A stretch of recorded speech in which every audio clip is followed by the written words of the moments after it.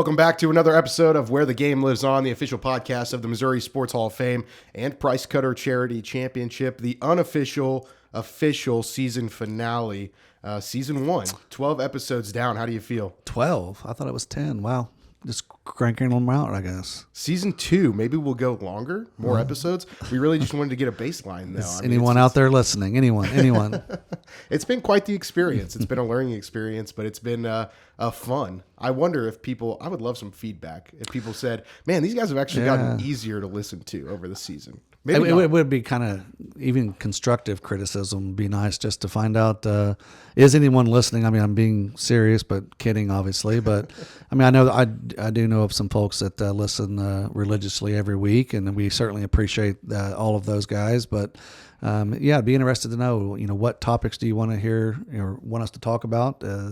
Interact with us on socials when you see those clips. But it has been fun. It is. I think the biggest thing is, when we first set out to do this and you said we're going to target 30 minutes, I was like, holy smokes, how are we going to talk for 30 minutes? And now it's like we get to talking about stuff unplanned, which is the best, I think, when it's unscripted. And then all of a sudden it's 30 minutes. The 30 minutes definitely, I feel like it creeps up on me anymore. It's like, holy cow, we need to wrap this thing up. And I mean, obviously I'm just sitting here. You have the computer and I don't know if you've got a timer or what, but you know when to shut it down. But I'm like, oh, okay, it's time. Yeah, no doubt. Yeah, maybe we just love listening, hear ourselves talk. Maybe that's what it is. We're coming back from the Labor Day weekend and do anything fun?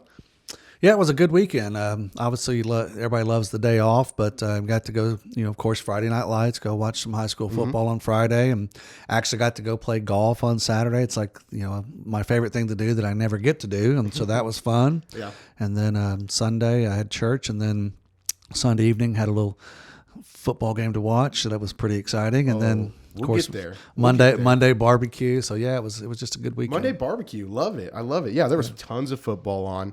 Had a fantasy football draft. Man, we talk about fantasy football probably too much. Hey, we're gonna have a fantasy football league what I heard. For the Hall of Fame staff. Wow. That'll be fun. There'll be just a little something. We have Monday morning meetings, and we can come in and kind of just kind of jaw a little bit about getting beaten fantasy this week and whatnot. I'm worried. I haven't played in so long. I'm afraid that I'm.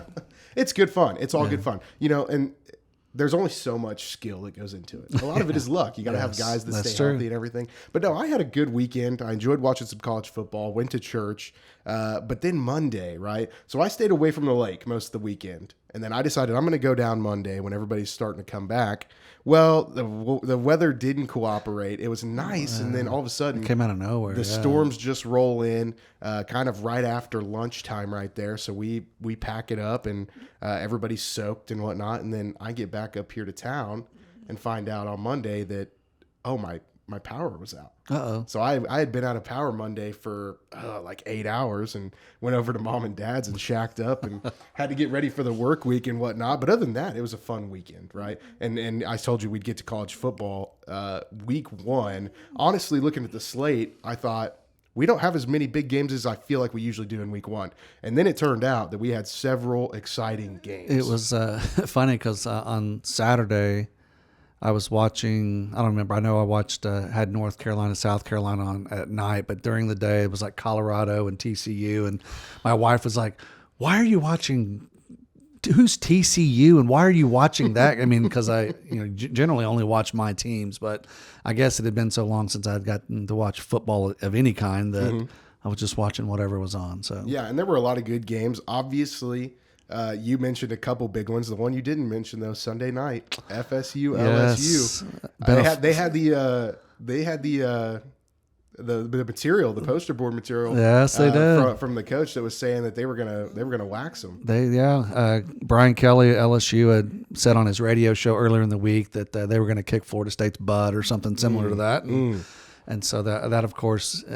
In the post game, you can tell that it was definitely a bulletin board because they were asked about it, and they were Coach Norvell, Florida State, kind of looked at his player and said, "Don't go there." Yeah, I did see that. Like they were all kind of like, "I don't know what you're talking about." Yeah, but yeah, I have been a Florida State fan my entire life, and so they've been down. Anyone that follows college football knows that they were a national brand for a while. Won a national title 10 years ago, and then they just kind of went down to where are they at kind of thing. And so they've, coming back. And so I had kind of this confidence of yet my team, you never get fully confident. You're always nervous and stuff, but just going into it. And so it was, the funny thing is I always watch my team's tape delayed. I never watch live sports. So really, it's always tape delayed. Anybody that knows me knows don't text him during the game. Don't you wait for him to respond or whatever. That's interesting. So you turn off your little notifications? So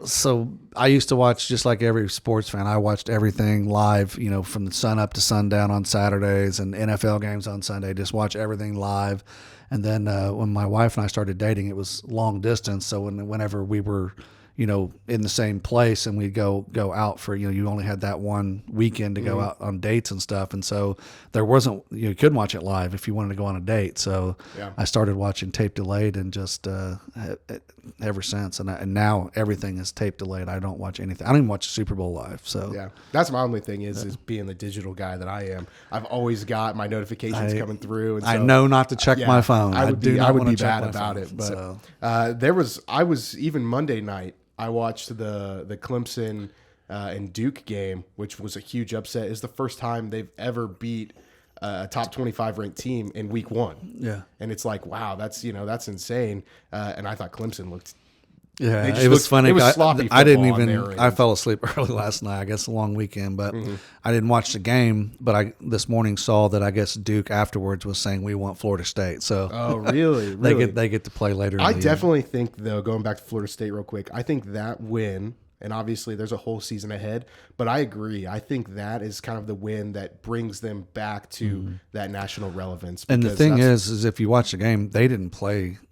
They can get better. The first half they were awful, and second half, of course, different story. But they can be so much. But the thing is if they would have caught a few passes here and not had penalties there, kind of things, not made some dumb mistakes.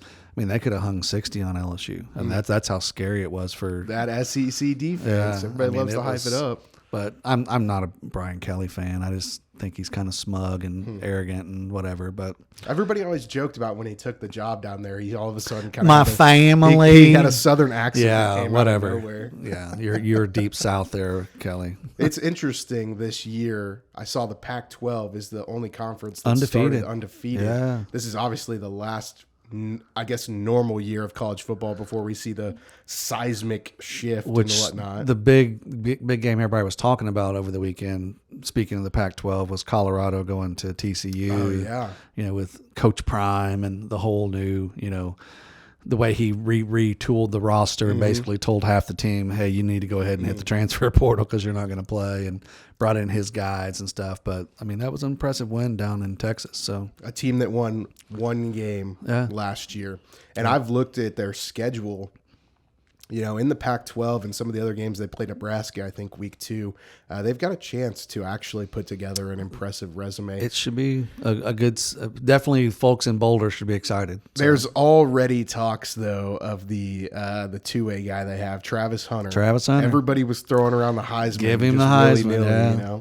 Well, Deion at Sanders at halftime said that if he'd have caught 2, or I guess they missed him on a couple of open looks. And they overthrew one and then he dropped one. Yeah. And so he was saying if he'd have caught those 2, go ahead and take the Heisman to his house. But, we'll see. That is impressive, though. Yeah. The only guy I really remember growing up that I watched take snaps both sides was Jabril Peppers. Did it at Michigan. You're so young. Yeah. What about Charles Woodson at Michigan that won the Heisman Trophy? I guess that's true. Yeah. What year did he win the Heisman? He won the Heisman in '98, the year that actually '97, the year that Peyton Manning. It was Peyton Manning's senior year, and so Manning had, of course, been a finalist for multiple years, and everybody thought it was his, and that Charles Woodson's the reason that Manning didn't win the Heisman his senior year. Yeah, unfortunately, in the fall of '98, I was still unable to control my bowel movements, so I don't think I wasn't following too much college football at that point. What was the game of the weekend? What do you think was the game of the weekend? Well, I biased opinion, but Florida State LSU was the top. Was a top 10 matchup. You had number 5 versus number 8. all the hype. I think there was over almost 10 million viewers on for the broadcast, which was, I believe, a record for a Sunday night Labor Day weekend game. Really? And so obviously it was a huge national implications.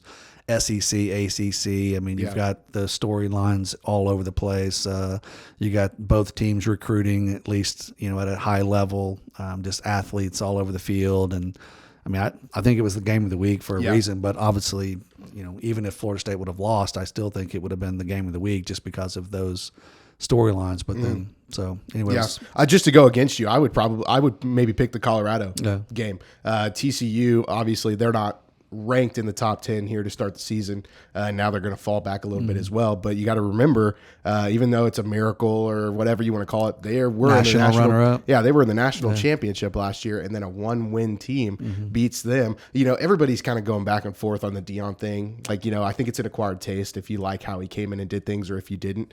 But what matters at the end of the day is, I will tell you, games. Deion Sanders is a marketing genius. And what I mean by that is that if you pay attention to what he does on Twitter, what he says, I don't even know if he's on Facebook, but Twitter, everything that he says is got a message, and he may not be talking to a bunch of old guys that, didn't grow up on Twitter. He's talking to 17, 18-year-old recruits. He's talking to 19 and 20-year-old prospective transfer portal guys. He's speaking their language. He's saying, hey, this is what you're going to get when you come play for me. And so everything that he does is in my opinion, he's a marketing genius. He knows exactly what he's doing and who he's talking to. Yeah, it's just like you were saying with the comment he made about Travis Hunter. They were talking to him there at halftime, and he just goes, yeah, he's him. Yeah. He's him. That's and some people are like, what do you mean? You're not getting that from Brian Kelly at LSU or, Nick Saban's not dropping a he's him anywhere. But he knows what he's doing. And like I said, it's an acquired taste, and like I said, Colorado fans should probably be pretty excited. So. Yeah, well, we'll see. There's a lot of storylines like that across, the country that we'll see unfold as the season goes on, and we'll probably continue to talk college football. That's one of our favorites. Yes. We've said it on here several times that college football is definitely our go-to sport, but we try to touch on a little bit of everything. We want to remind you also, we do have what is starting now, our social media bracket challenge. It's the first one we're doing of these. We've teased them for a couple weeks here on the show. It's out now. You can go look. You can participate to see who is going to be the best Missouri sports legend of all time. Hey, here's the deal. All these people are just studs in their own right, and we just want to have some interaction with you all to see who you like, who really resonates well with you. So just keep an eye out for that and participate. Please participate. College football, going back real quick, one interesting thing I saw in Missouri Ties is, did you see William Penn beat Missouri Baptist? No, I did not. Final score, 6-2. Oh my goodness.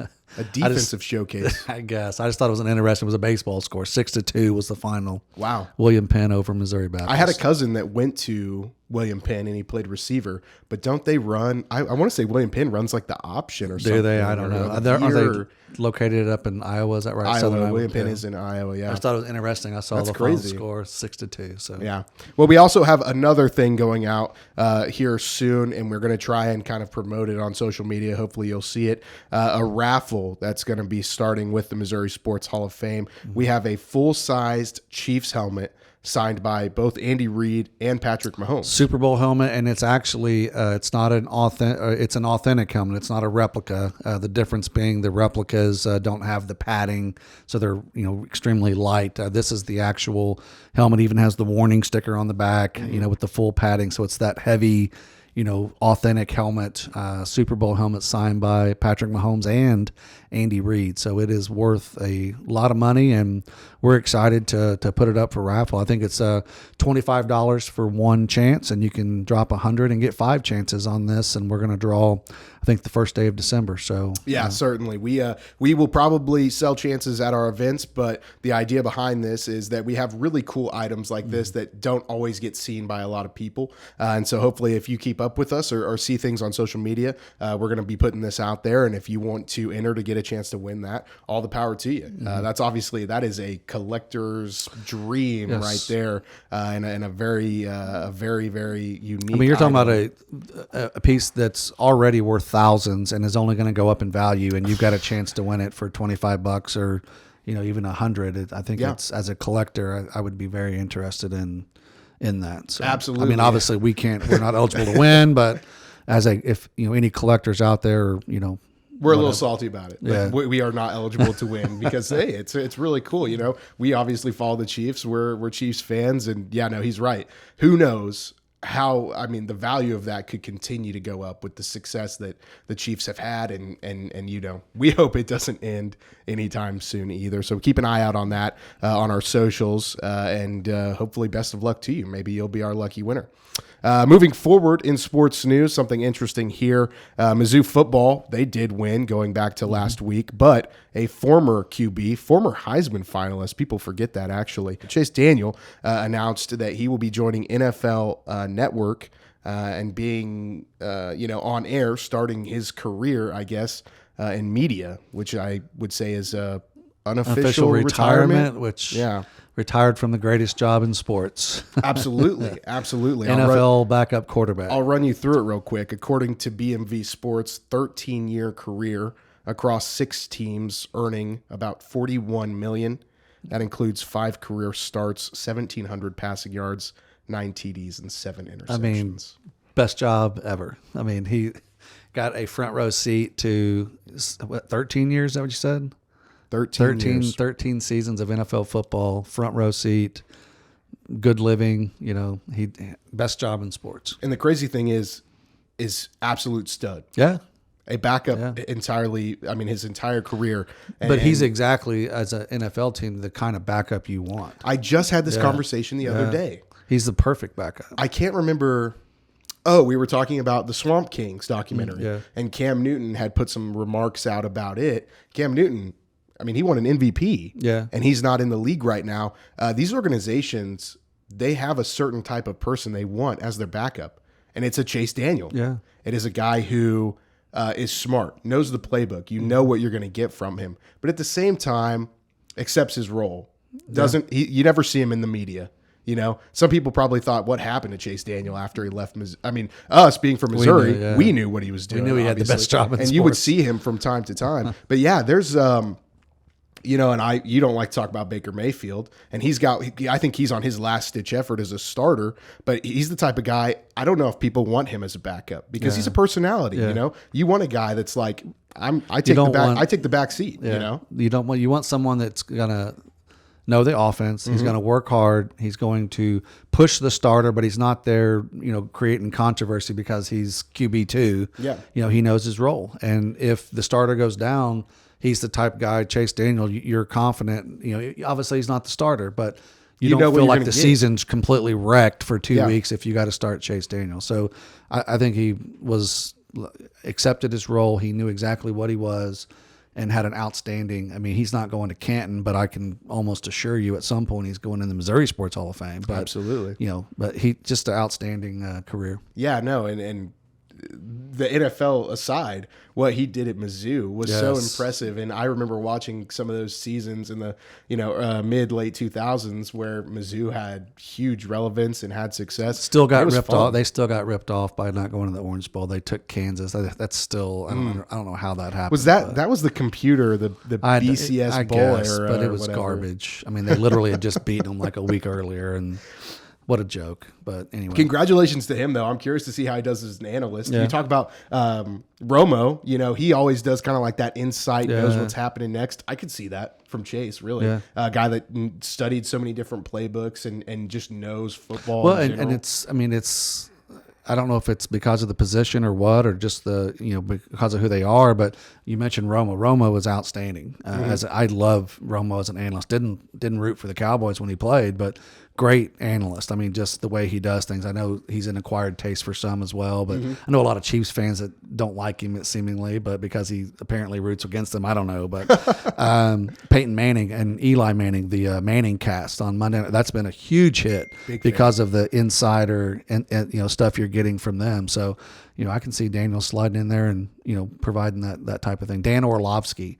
People don't have a clue who Dan Orlovsky. I know who he is because he was a backup quarterback for the Colts at one point, but he's outstanding as well as a former quarterback turned analyst. So we'll see. I think he'll have a great see how he post NFL career. It'll be interesting. And congratulations to him. Obviously moving into a new chapter.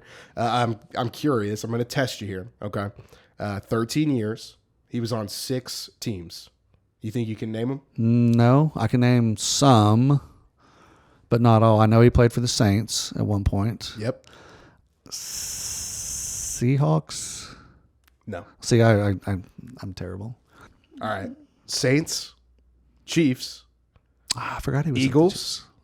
Made a stop back with the Saints, but then he went to the Bears for 2 years. He was with the Lions in 20, and then his last 2 years were with the Chargers. Well, I obviously failed that test. I mean, I knew Saints was right, but Saints was who he was drafted by. I forget all about him even playing for the Chiefs briefly. So yeah, yep. So 6 years. So 6 teams. So incognito that I knew one of 6. Yeah, there you go. Well, hey, but that's what we're talking about. Yeah. That's kind of the guy you want, like a Chad Henne type guy. Yeah, and he's been in the league a long time. Did he retire? No idea. I mean, he came into the league as a starter, and that obviously didn't last very long. So, Blaine Gabbert's another Mizzou guy I think he's the backup with the Chiefs this year. Really, is the kind of guy that he had some starting experience, but probably going to finish his career as a backup. And I mean, what better place to be than backing up, Patrick Mahomes on a perennial Super Bowl contender in your home state? Yeah, I wouldn't mind that. Wouldn't mind that at all. Not bad at all. So we'll keep the Mizzou theme rolling for the question of the day. Favorite Mizzou athlete of all time? University of Missouri athlete. Wow. Like they played at Mizzou. They don't have to be from Missouri. But who was your favorite athlete at Mizzou all time? Oh, you go Chase Daniel, you go Jeremy Maclin. I mean, Chase Daniel would certainly be a front of the brain option right off the bat, just because of what he accomplished when he was. I mean, Brad Smith, I think, was the beginning of the Mizzou kind of taking that next step. Mm-hmm. He was so much fun. Actually, if I'm not mistaken, he's still their leading career rusher. Brad Smith as a quarterback, which is, I don't know if that may not be correct, but he was fun to watch. I remember watching Anthony Peeler. Play for Norm Stewart on some really good Mizzou basketball teams. So perhaps it's an Anthony Peeler. Anthony Peeler's got some legacy around Springfield with the Tournament of Champions. Yes. And then went on to go to Mizzou, obviously. Kobe Brown that just graduated this past year. He was fun to watch. You said Brad Smith, right? Brad Smith. All-time leading rusher for Mizzou football. Isn't that crazy? As 4,419 as a quarterback. Wow. Crazy. So I don't know. I guess just immediately those come to mind. I'm trying to think of. Sophie Cunningham is. I mean, I don't necessarily watch all of her games, but she's certainly on the women's basketball side. She is a. I don't know how to say this without getting beeped, but she likes to talk some stuff while she's playing and then backs it up. She talks the talk and then walks the walk, I guess. Have you ever met her? Met her at when we inducted her high school coach Jill Nagel in Columbia. Oh, that's right.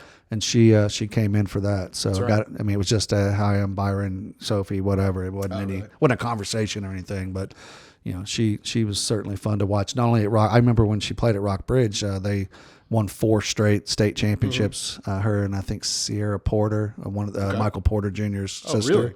They won like a 4-peat, and then she of course went to Mizzou and was a stud there, and now playing in the WNBA. But she loves to talk some game. So really, yeah, no, it's cool to see what she's doing right now. I asked if you knew her. I know her as well a little bit. So, but that was the route I went with picking my athlete. Okay. So for me, I'm going with a folk style wrestler, Jaden Cox. Ooh. I don't know him, but he's a So I wasn't coming up through high school. I didn't wrestle at that point, but my brother, a lot of my cousins and stuff did, so I was around it, and I met him just in that sphere, and it was like watching him in high school. We're talking about a guy who went on to have major success in Mizzou, Olympics, and then also I mean, he was a bronze medalist, silver medalist at the Olympics. In high school, it was like watching a man among boys. I mean, didn't he win 4 state titles or 3? 4 state titles. I can't remember. He had like 1 loss or 2 losses and it was only his freshman year in high school. But I watched him the latter half of, and I think he won 4 state titles in high school at 4 different weight classes. He continued to go up. Absolute but beast. Watching that guy and just like if you ever have met him, like just a very nice, easygoing, always kind of joking guy, and honestly quite humble, considering the success that he's had. But he was like, you didn't even see him compete in high school.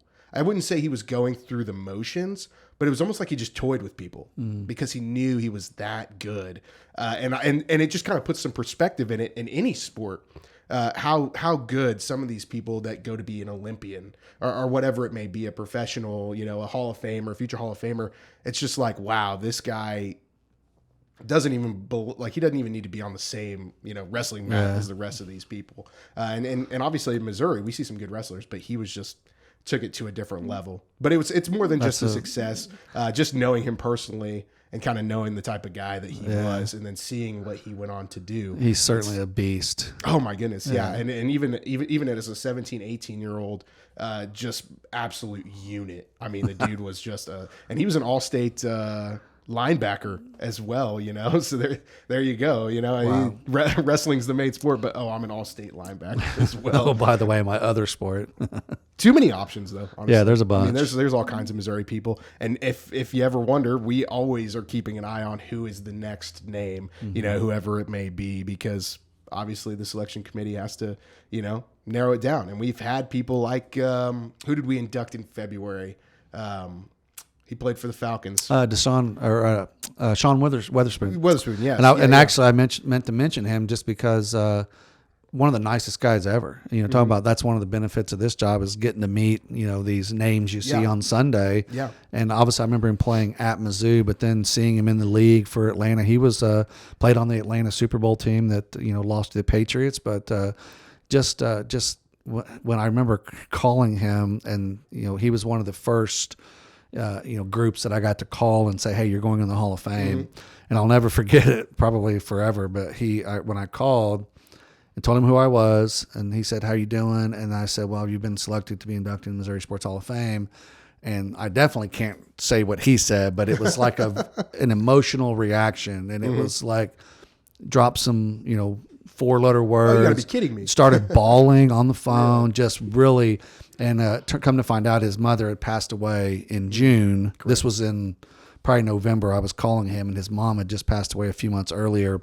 And he was from Texas, and his mom and dad would drive up to Columbia every home game and watch him play at Mizzou. And so it was kind of full circle for him, and so it was really that emotional moment. And so what I love about his induction, and obviously I have just gotten to start experiencing these, but people kind of wonder about our criteria and everything sometimes. So he wasn't from Missouri, didn't play on a Missouri professional sports team, Correct. But definitely became a Missouri household name by playing college at Mizzou, right? Correct. That fits a criteria for him to be inducted, and he spoke to that in his induction speech. He was like, hey, I was just a young kid who came here to play football, and you all made me feel like Missouri was my home. Like it was a second home. And so that was so cool to kind of see him reminisce on that as he was being honored and inducted into, our Hall of Fame. It was great. I mean, just talking to him, he was obviously the reaction is something I'll never forget, but then meeting him when he actually got to Springfield, and, we've said it before, he's not going to Canton. He's not going to be inducted into the Pro Football Hall of Fame. This is his Hall of Fame. And so it meant a lot to him. And you could tell just by interacting with him prior to the enshrinement and the press conference time, and just very appreciative and humble and willing to sign autographs and do whatever. And then the speech itself. So, and with what you're describing is what I think makes our job so fun. Yeah. It's so cool. And getting to meet a guy like that, still looks like he could play. Oh, too, absolutely. by the way, but that's what makes our job so exciting, is whenever we get to say, hey, your name's come up. And you need to be honored for what has transpired, and you're going in. And I know that you love that interaction whenever you get to be right at the at the announcement, I guess, of that. I've heard the are you kidding me? Is this Jake? Are you playing a trick on me? I get accused of practical jokes, and you get the reactions where people start crying, and most of all it's shock is probably, it's like they don't really, there's a bunch of times that we'll get off the phone and it was just a normal phone call, and then immediately they're texting me saying, I can't believe that, because it's hit them after the fact. So it's definitely one of the fun parts of the job. A privilege is how we should describe it. Well, we're coming to the end of our time. We've mentioned several things that are going on digitally across our social media platforms. We've got a raffle that's coming up. The social media brackets are out. Please interact with those. We want to get your guys' input. So make sure that you're following us on socials. Stay up to date. We're going to be back really soon. We're going to be kicking off season 2 of the podcast. We're enjoying it. We hope to continue to grow our following as people listen along. We'll be coming out with weekly episodes in season 2, maybe some new things that we're going to be trying to do, but stay tuned.